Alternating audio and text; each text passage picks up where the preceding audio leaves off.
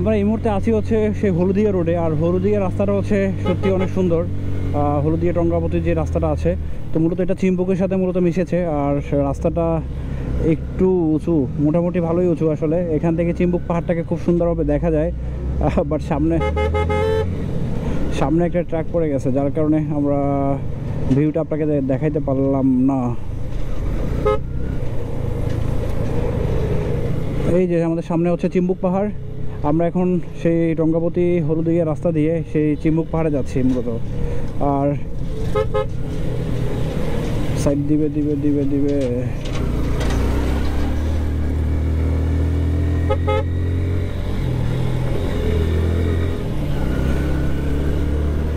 তো এই মুহূর্তে আমরা আছি হচ্ছে সেই হলদিয়া টঙ্গাবতী রাস্তা দিয়ে। রাস্তাটা কিন্তু যথেষ্ট উঁচু। আমাদের সামনে দেখতে পাচ্ছেন এটা হচ্ছে আপনার সেই চিম্বুক পাহাড়। আর এখান দিয়ে রাস্তাগুলো আসলে বলা যায় একটু ভালোই উঁচু নিচু, একটু কেয়ারফুলি রাইড করতে হবে এখানে, কারণ হচ্ছে মোটামুটি রাস্তাও খুব ছোট। আর এর মধ্যে দেখতে পাচ্ছেন যে কত বড় ট্রাক চলে আসছে।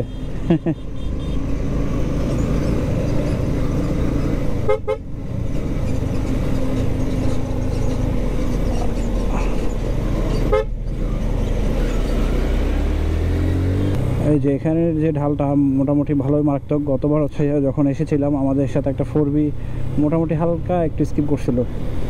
পাহাড়ে যখন আমরা অনেক উঁচুতে উঠি তখন হচ্ছে যখন মোটামুটি গিয়ারটা যখন কমানোর প্রায় সময় হয়ে যায়, তখন চাইলে আমরা গাড়ি হচ্ছে সাপের মতো পেঁচিয়ে পেঁচিয়ে উঠতে পারেন চাইলে। আর যার কারণে হচ্ছে আপনার গাড়ি একটা এক্সট্রা পাওয়ার পাবে, এবং আপনার গাড়ির যে হচ্ছে গিয়ার শিফটিংটা সেটা আর চেঞ্জ করতে হয় না অনেক সময়। তো এটা হচ্ছে পাহাড়ের একটা ছোট টেকনিক, যারা আসেন তারা এটাকে ফলো করতে পারেন। হচ্ছে আমরা ম্যাগের মধ্যে দিয়ে চলে যাব। দেখতে পাচ্ছেন যে আমার মাঝখানে কিন্তু সামনে উপরে ম্যাগ আছে। এই যে দেখতে পাচ্ছেন সামনে ম্যাগ আমরা একটু পরে হচ্ছে ম্যাগের মধ্যে দিয়ে চলে যাব। আর ওয়েদারটা এত ঠান্ডা, এত জোস, ওয়েদারটা এত ঠান্ডা এবং এত জোস।